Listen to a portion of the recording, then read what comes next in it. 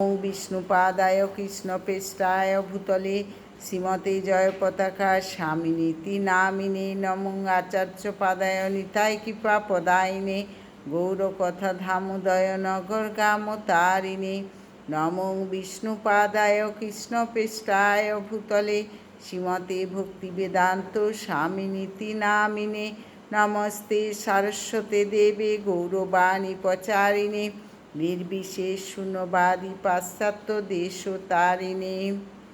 9ই April বুধবার গৌর দ্বাদশী অর্থাৎ কামদা একাদশীর উপবাস।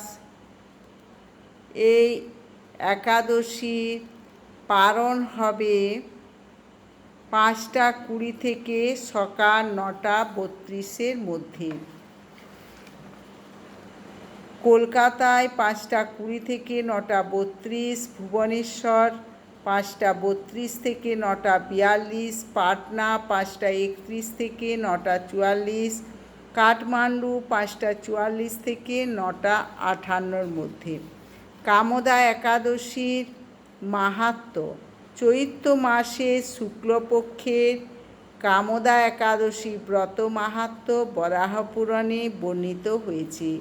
মহারাজ যুধিষ্ঠির বললেন, হে বাসুদেব, আপনি কৃপা করে আমার কাছে চৈত্র মাসের শুক্লপক্ষের একাদশীর মহিমা কীর্তন করুন। শ্রীকৃষ্ণ বললেন, হে মহারাজ, এই একাদশী ব্রত সম্পর্কে এক বিচিত্র কাহিনী বর্ণনা করছি, আপনি এক মনে তা শ্রবণ করুন। পূর্বে মহর্ষি বশিষ্ঠ মহারাজ দিলীপের কৌতূহল নিবারণের জন্য এই ব্রতকথা কীর্তন করেছিলেন। ঋষি বশিষ্ঠ বললেন, হে মহারাজ, চৈত্র মাসে শুক্লপক্ষের একাদশীর নাম কামদা। এই তিথি পাপনাশক ও পুণ্যদায়িনী। পূর্বকালে মনোরম নাগপুরে স্বর্ণনির্মিত গৃহে বিষধর নাগেরা বাস করত। তাদের রাজা ছিলেন পুণ্ডরীক। গন্ধর্ব, কিন্নর ও অপ্সরাদের দ্বারা তিনি সেবিত হতেন। সেই পুরী মধ্যে অপ্সরা শ্রেষ্ঠ ললিতা ও ললিত নামে গন্ধর্ব স্বামী স্ত্রী রূপে ঐশ্বর্যপূর্ণ এক গৃহে পরম সুখে দিন যাপন করত। একদিন পুণ্ডরীকের রাজসভায় ললিত একা গান করছিল। এমন সময় ললিতার কথা তার মনে পড়ল।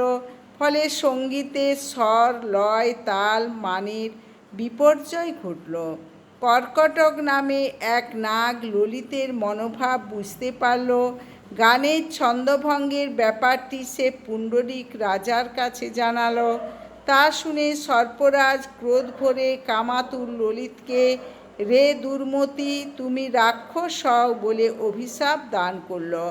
সঙ্গে সঙ্গে সেই ললিত ভয়ঙ্কর রাক্ষস মূর্তি ধারণ করল। তার হাত 10 যোজন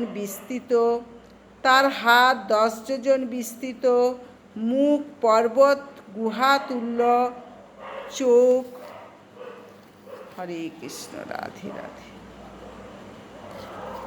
চোখ দুটি প্রজ্বলিত আগুনের মতো, ঊর্ধ্বে 8 যোজন বিস্তৃত প্রকাণ্ড এক শরীর সে লাভ করল। ললিতের এরকম ভয়ঙ্কর রাক্ষস শরীর দেখে ললিতা মহা দুঃখে চিন্তায় ব্যাকুল হলেন। স্বেচ্ছাচারী রাক্ষস ললিত দুর্গম বনে গমন করতে লাগল। ললিতা কিন্তু তার সঙ্গ ত্যাগ করল না। ললিত নির্দয়ভাবে মানুষ ভক্ষণ করত। এই পাপের ফলে তার মনে বিন্দুমাত্র শান্তি ছিল না। পতির সেই দুরাবস্থা দেখে ব্যথিত চিত্তে রোদন করতে করতে ললিতা গভীর বনে প্রবেশ করল। একদিন ললিতা বিন্ধ্য পর্বতে উপস্থিত হল।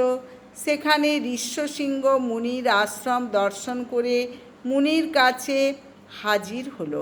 তার চরণে প্রণাম করে সেখানে দাঁড়িয়ে রইল। মুনিবর জিজ্ঞাসা করলেন, হে সুন্দরী, তুমি কে, কার কন্যা, কি কারণেই বা এই গভীর বনে এসেছ, তা সত্য করে বলো। তদুত্তরে ললিতা বলল, হে প্রভু, আমি বীরধন্যা গন্ধর্বের কন্যা। আমার নাম ললিতা। আমার পতির পিশাচত্ব দূর হয় এমন কোনো উপায় জানবার জন্য এখানে এসেছি। তখন ঋষি বললেন, চৈত্র মাসে শুক্লপক্ষে কামদা নামে যে একাদশী আছে, তুমি সেই ব্রত যথাবিধি পালন করো। এই ব্রতের পুণ্যফল তোমার স্বামীকে অর্পণ করলে তৎক্ষণাৎ তার সমস্ত পাপ বিনষ্ট হবে।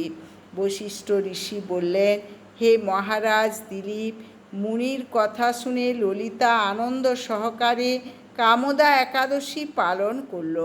তারপর ব্রাহ্মণ ও বাসুদেবের সামনে পতির উদ্ধারের জন্য আমি যে কামদা একাদশীর ব্রত পালন করেছি তার সমস্ত ফল আমার পতির উদ্দেশ্যে অর্পণ করলাম। এই পুণ্যের প্রভাবে তার পিশাচত্ব দূর হোক। এই কথা উচ্চারণ মাত্রই ললিত শাপ মুক্ত হয়ে দিব্য দেহ প্রাপ্ত হল। পুনরায় গন্ধর্ব দেহ লাভ করে ললিতার সাথে সে মিলিত হল। তারা বিমানে করে গন্ধর্ব লোকে গমন করল। হে মহারাজ দিলীপ, এই ব্রত যত্ন সহকারে সকলেরই পালন করা কর্তব্য। এই ব্রত ব্রহ্ম হত্যা, পাপ বিনাশক এবং পিশাচত্ব মোচনকারী। এই ব্রত কথা শ্রদ্ধাপূর্বক পাঠ ও শ্রবণে বাজপেয় যজ্ঞের ফল লাভ হয়। হরে কৃষ্ণ কৃষ্ণ কৃষ্ণ হরে হরে, হরে রাম রাম রাম হরে হরে।